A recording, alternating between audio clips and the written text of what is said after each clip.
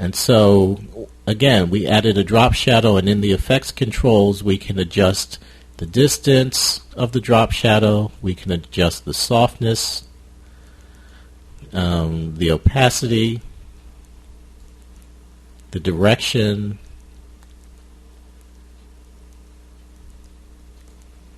and so forth. So we get a nice effect with the drop shadow.